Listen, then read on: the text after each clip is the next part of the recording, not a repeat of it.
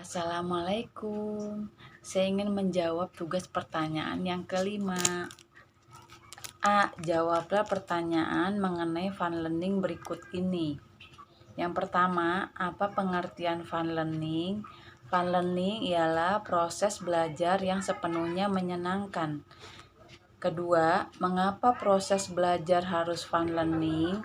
Karena dengan proses belajar yang menyenangkan akan menumbuhkan minat belajar yang luar biasa dan merupakan konsekuensi di mana seluruh kegiatan yang ada di Bimba harus sepenuhnya menyenangkan dengan konsep bermain sambil belajar.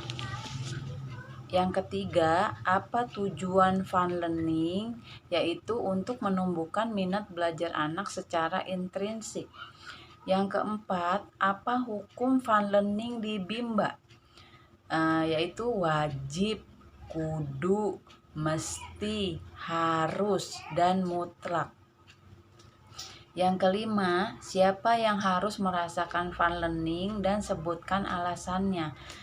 Yang merasakan fun learning adalah anak-anak, karena anak sebagai subjek belajar, dan apabila anak sudah merasakan fun learning, maka minat belajar anak akan tumbuh, sehingga anak dapat melakukan kegiatan atas keinginannya sendiri tanpa harus dipaksakan. Yang keenam, siapa yang harus menciptakan fun learning dan sebutkan alasannya?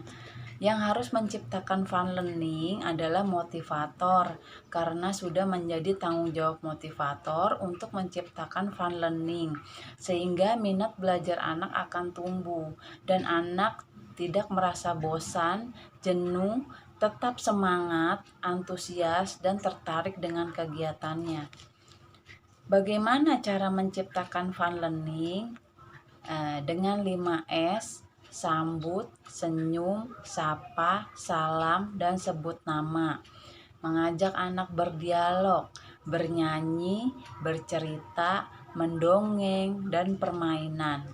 Mengajak anak verbal kata. Mengajak anak bermain modul berdasarkan kemampuan dan kemauan anak. Memberikan reward dan apresiasi kepada anak.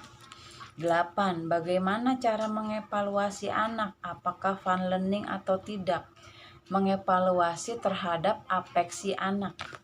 Yang kesembilan, apa dampak yang terjadi bila proses belajar menyenangkan? Minat belajar akan tumbuh, kemampuan meningkat, anak tidak merasa bosan, anak tetap semangat, anak tertarik dengan kegiatannya, dan antusias. Yang ke-10, apa dampak yang terjadi bila proses belajar tidak menyenangkan? Belajar menjadi beban, kemampuan sulit meningkat, benci belajar, lebih suka main game.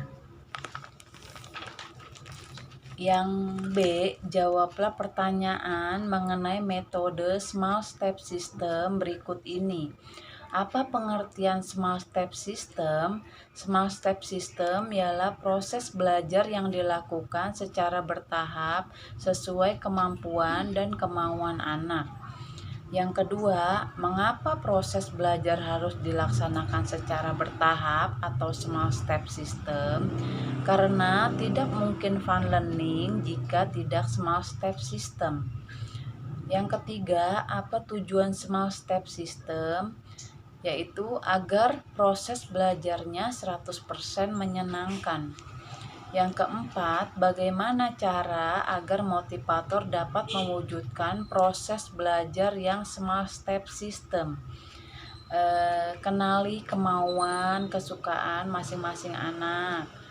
Memasuki dunia anak melalui hal-hal yang disukainya. Kenali kemampuan masing-masing anak. Yang kelima, apa dampak yang terjadi bila proses belajar small step system? Dalam proses belajar, anak tidak mengalami kesulitan, tidak terbebani dengan beban belajar yang berat. Belajar terasa menyenangkan. Demikian jawaban dari saya. Assalamualaikum.